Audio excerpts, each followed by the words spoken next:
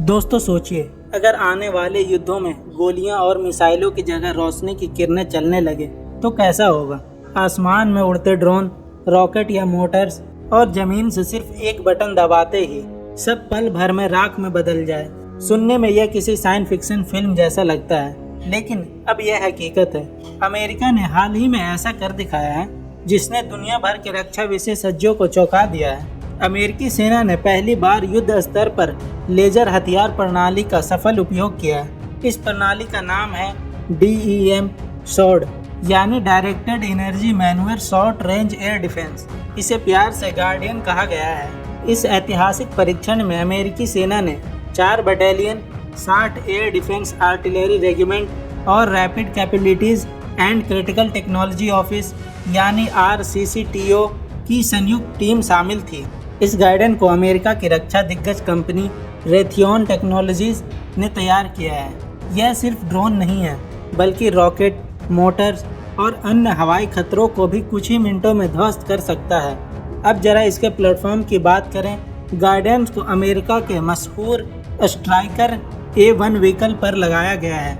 यह गाड़ी double V हल टेक्नोलॉजी से लैस है, जिससे ये IED और माइन ब्लास्ट जैसे खतरों को झेल सकती है। इसमें 450 हॉर्स पावर इंजन है, LINCA बैटरियां लगी हैं जो लगातार ऊर्जा देती है।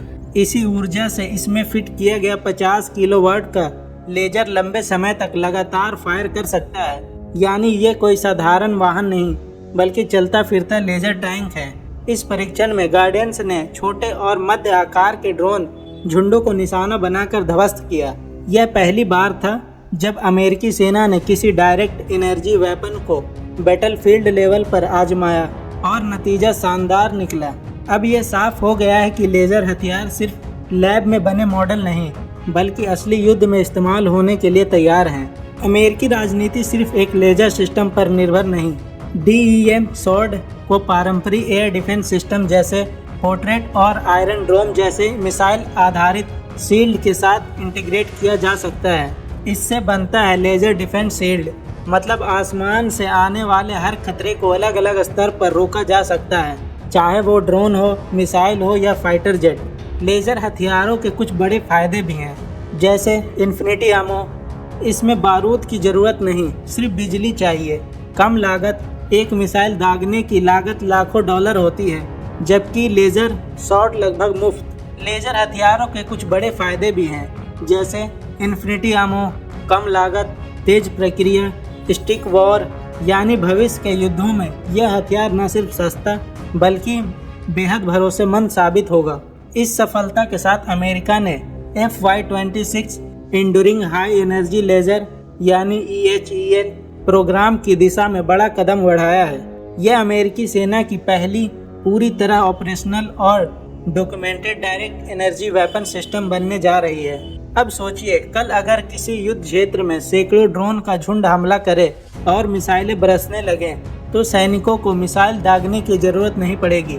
सिर्फ लेजर की अदृश्य किरणें उन सभी खतरों को पल भर में राख में बदल देगी।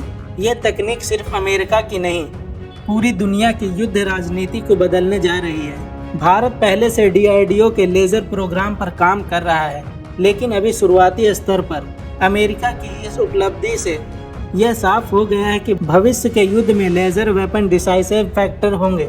भारत को भी स्ट्राइकर जैसी स्वदेशी मंच पर अपने DEW यानी डायरेक्टेड एनर्जी वेपन लगाने की दिशा में तेजी से काम करना होगा, वरना कल को हमारी ट्रेडिशनल SAM सिस्टम इन उभरते खतरों को रोकने में पीछे रह जाएंगे।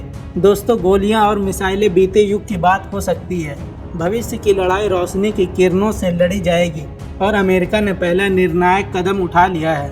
अब सवाल यह है कि क्या बाकी दुनिया, खासकर भारत, इस रेस में बराबरी कर पाएगी? अपनी राय हमें कमेंट में ज़रूर बताइए। अगर आपको ये वीडियो पसंद आया हो तो इसे लाइक करें, अपने दोस्तों के साथ शेयर करें और हमारे चैनल को सब्सक्राइब करना मत भूलिए।